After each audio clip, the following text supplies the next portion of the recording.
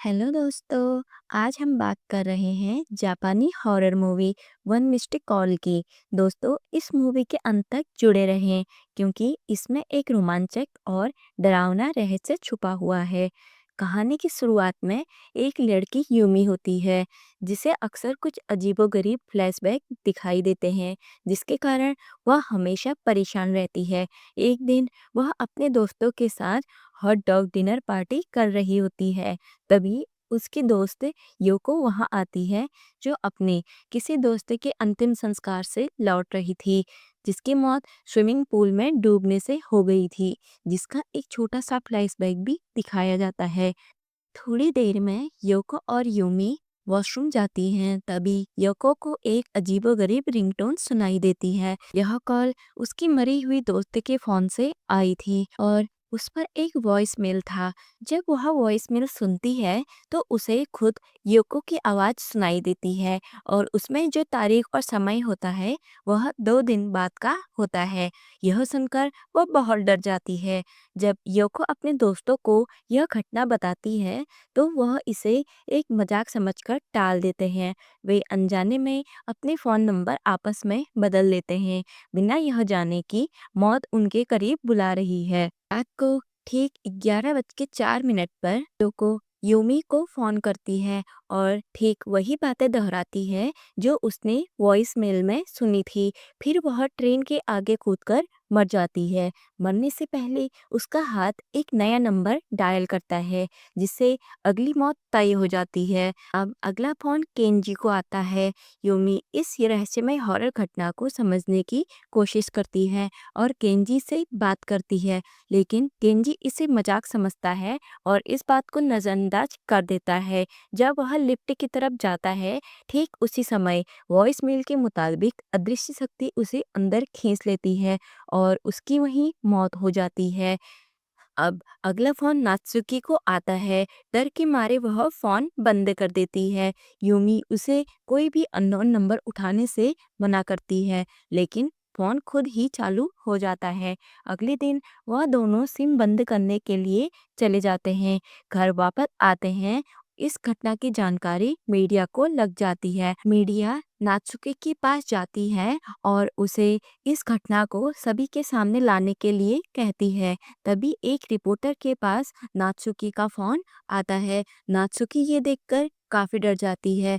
वे media लोग नात्सुकी को अपने साथ स्टूडियो ले जाते हैं। वहाँ कुछ तांत्रिकों को बुलाया जाता है ताकि नात्सुकी को इस भूतिया श्राप से बचाया जा सके। लेकिन जैसे ही घड़ी में वही समय होता है, वही रिंगटोन बजने लगती है। नात्सुकी काफी डर जाती है। तभी एक काला साया नात्सुकी के पीछे आता है और सभी के सामने नात्सुकी के साथ बहुत अजीब चीज होने लगती है और नात्सुकी की बहुत दर्दनाक मौत हो जाती है। और तभी वह कॉल यूमी के फोन पर आता है, जिसे देखकर यूमी को काफी शौक लग जाता है। नात्सुके की मौत के दौरान यूमी की मुलाकात एक आदमी से होती है। वह आदमी यूमी की मदद करने के लिए तैयार हो जाता है क्योंकि उस आदमी की बहन की मौत इसी तरह से हुई थी। वे दोनों मिलकर जांच पड़ताल शुरू करते हैं और उन्हें पता चलता है कि यह श्राप मिमिको मिजीनुमा नाम की एक लड़की की मां से जुड़ा हुआ है। मिमिको की मौत अस्थमा अटैक से हुई थी। मिमिको की मां एक साइको थी और अपने बच्चों को चोट पहुंचाकर हमेशा हॉस्पिटल लाती थी, फिर उसकी दिन रात सेवा करती थी। मिमिको अपनी छोटी बहन नानाको को बहुत पसंद करती थी।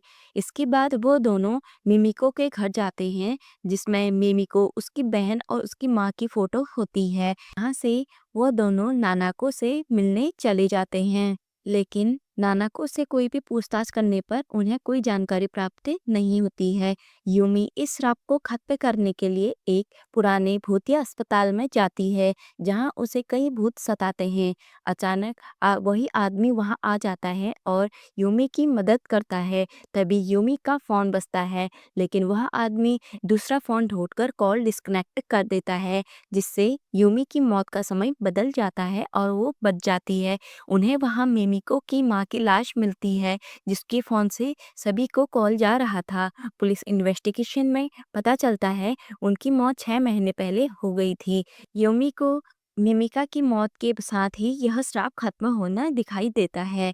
इसके बाद पुलिस को सभी मरे हुए लोगों के फ़ोन नंबर उस कॉल रिकॉर्ड में मिलते हैं, जिससे साबित होता है कि यह श्राप सच्ची आत्मा का बदला था और सभी मरे हुए लोगों के नंबर उस फ़ोन में सेव थे।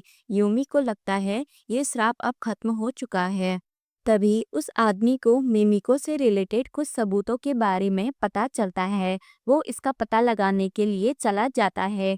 यूमी घर लौट जाती है। वह आदमी उस रिकॉर्डिंग को देखता है। उस रिकॉर्डिंग में दिखाया जाता है कि मिमिको अपनी छोटी बहन नानाको को चोट पहुंचाती थी। जब उसकी माँ को यह सच पता चलता है तो वह मिमिको को अकेला घर में छोड़कर चली जाती है, जिससे उसकी मौत हो जाती है। यहाँ इस बात का खुलासा होता है कि मिमिको की माँ नहीं बल्कि मिमिको की आत्मा बदला लेने के लिए श्राप बनकर आई थी। यूमी को वो आदमी कॉल करता है, लेकिन भी मिमिको की आत्मा यूमी को नजर आने लगती है और एक जोरदार चीख सुनाई देती है। जब वह आदमी घर पहुंचता है तो यूमी बिल्कुल ठीक लगती है। वह उसे गले लगाती है, फिर अचानक चाकू घोंप देती है। वह उसे अस्पताल ले जाती है और कैंडी खिलाती है, लेकिन धीरे धीरे पता चलता है यूमी भी मिमिको के कब्जे में आ चुकी है। यूमी और वह आदमी दोनों मिमिको के श्राप में फंस चुके हैं और मूवी यहीं पर एक सस्पेंस के साथ खत्म हो जाती है। बाय बाय फ्रेंड्स, मिलते हैं अगली हॉरर मूवी के साथ। अगर आपको मूवी पसंद आई हो तो चैनल को सब्सक्राइब करना ना भूलें।